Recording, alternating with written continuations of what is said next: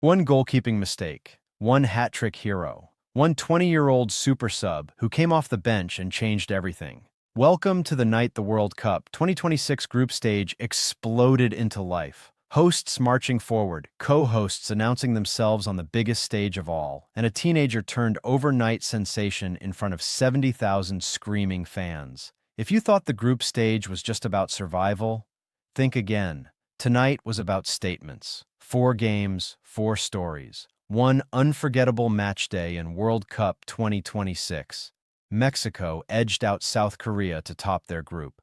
Canada didn't just win their first ever World Cup match, they obliterated Qatar.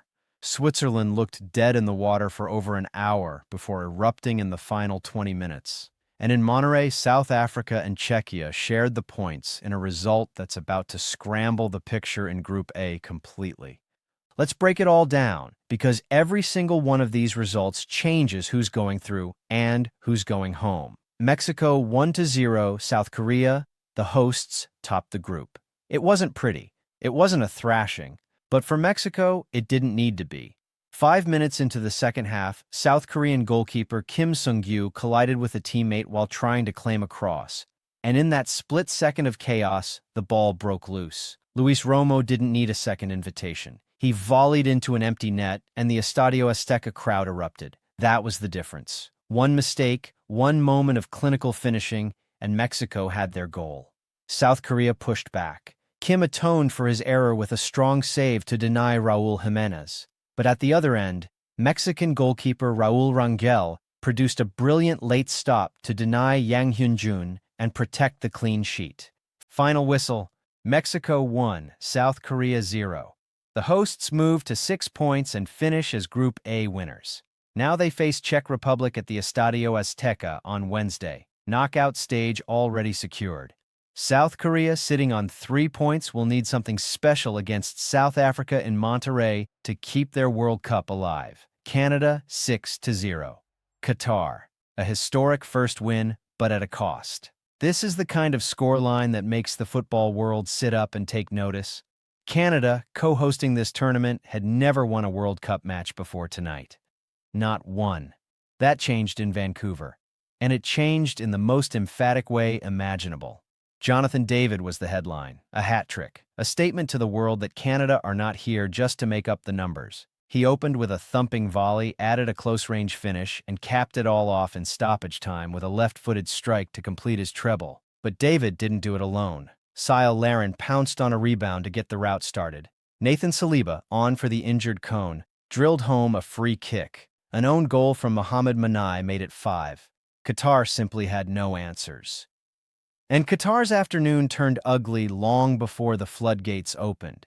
In the 34th minute, Homam Ahmed was sent off for a foul on Tajon Buchanan, initially given as a penalty, before a video review correctly adjusted the call to a foul just outside the box. 9 men became the story early, and Canada made them pay over and over again. But amid the celebration, there was real concern. Canadian midfielder Ismael Kone was carried off the pitch with a suspected broken leg after a challenge from Asim Madibo, who was shown a straight red card. A reminder that for all the magic of a World Cup night, this remains a brutal, physical game, and Canada's celebrations will be tempered by worry over one of their own.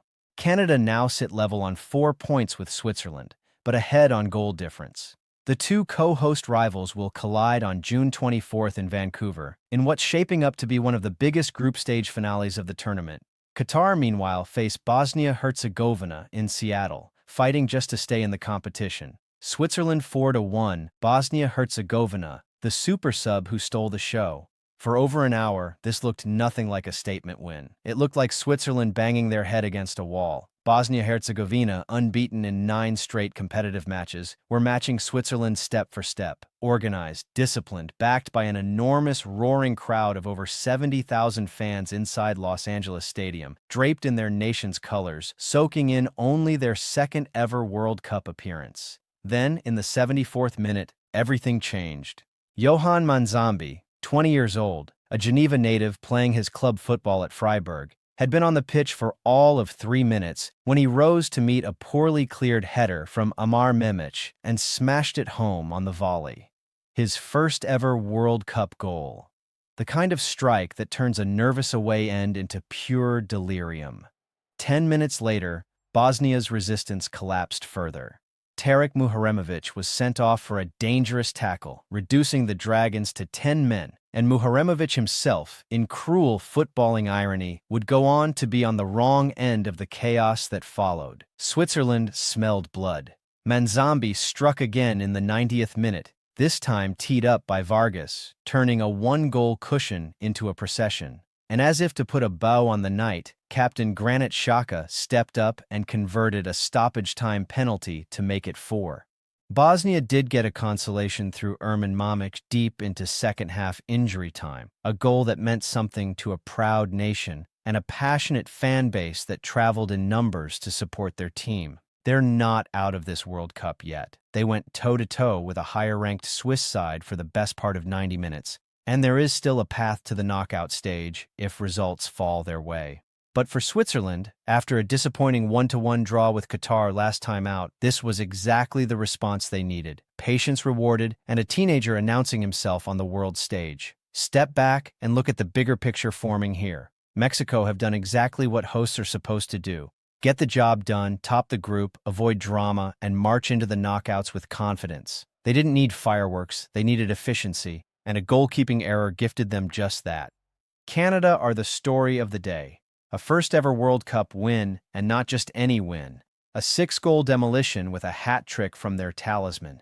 This is a co-host side suddenly looking like genuine contenders to win their group outright. But the injury to Kone is a real concern heading into a massive showdown with Switzerland. And that brings us to Switzerland, a team who needed a moment of individual brilliance to break down a stubborn, well-drilled Bosnia side.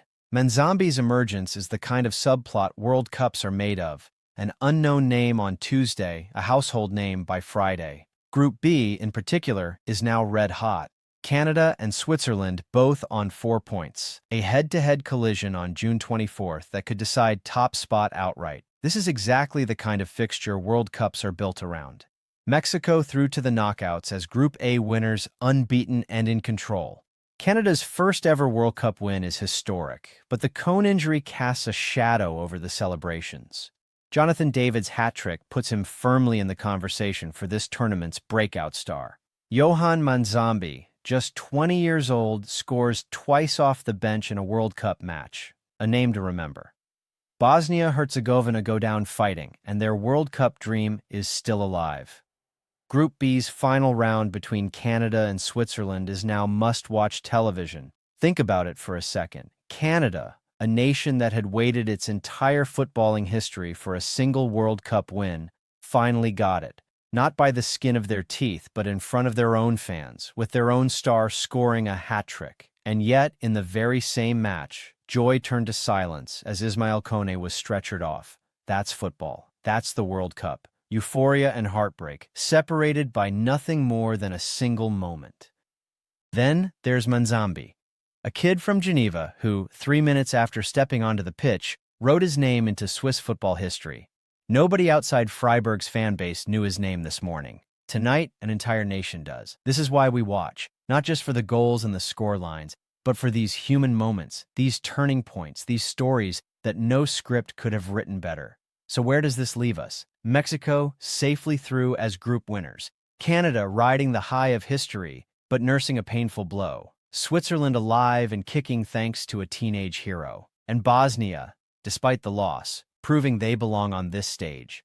The group stage of World Cup 2026 is delivering exactly what we hoped it would. Drama, heartbreak, history, and heroes.